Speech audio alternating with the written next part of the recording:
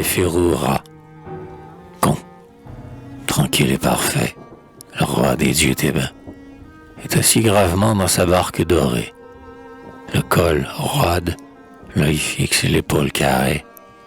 Sur ses genoux aigus, il allonge les mains. La double bandelette enclôt ses tempes lisses et pend avec lourdeur sur le sein et le dos. Tel le dieu se recueille et songe en son repos, le regard immuable et noyé de délices. Un matin éclatant de la chaude saison, baigne le grand sphinx roux couché au sable aride, et des vieux anubis du pagne rigide, la gueule de chacal aboie à l'horizon.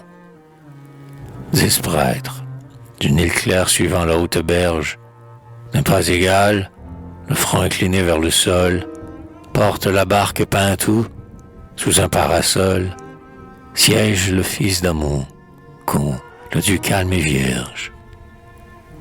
Où va-t-il, le roi con, le divin guérisseur, qui toujours se procrée et s'engendre lui-même, lui que Mou, conçu du Créateur suprême, l'enfant de l'invisible, aux yeux pleins de douceur.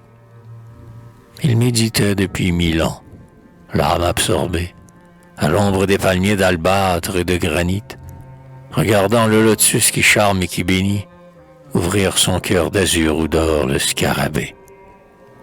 Pourquoi s'est-il levé de son bloc colossal, lui d'où sortent la vie et la santé du monde, disant « J'irai, pareil à l'eau pure et féconde, ma vertu coulera sur l'arbuste royal. » Le grand Ramsès l'attend dans sa vaste demeure. Les 20 noms, les 3 empires sont en deuil, craignant que si le dieu ne se présente au seuil, la beauté du soleil, Néphérou-Ra ne meurt.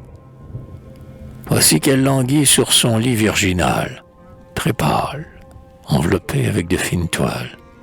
Ses yeux noirs sont clos, semblables aux étoiles, qui se ferment quand vient le rayon matinal. Hier, Néphérou-Ra courait parmi les roses, la joue le front pur poli comme un bel or, et souriait, son cœur étant paisible encore, de voir dans le ciel bleu voler les ibis roses. Et voici qu'elle pleure en un rêve enflammé, amer, mystérieux, qui consume sa vie. Quel démon l'a touché, ou quel dieu l'a convie, ô lumineuse fleur, meurs-tu d'avoir aimé? Puisque Néphérou-Ra, sur sa couche d'ivoire, palmier frêle, a ployé sous un souffle ennemi, la tristesse envahit la terre de Kémi, et l'âme de Ramsès est comme la nuit noire. Mais il vient, le roi jeune et doux, le dieu vainqueur, le dieu con, à la fois baume, flamme et rosée, qui rend la sève à flot à la plante épuisée, l'espérance et la joie intarissables au cœur. Il approche, et l'on crie d'allégresse s'élance. Le cortège, à pas lents, monte les escaliers. La foule se prosterne, et du haut des piliers et des plafonds pourprés tombe un profond silence. Tremblante, ses grands yeux pleins de crainte et d'amour, devant le guérisseur sacré qu'elle devine, Néphérou-Ra tressaille et sourit et s'incline, comme un rayon furtif oublié par le jour. Son sourire est tranquille et joyeux. Que fait-elle? Tantôt elle repose en un calme sommeil. Hélas, qu'on a guéri la beauté du soleil, le Sauveur l'a rendu à la vie immortelle.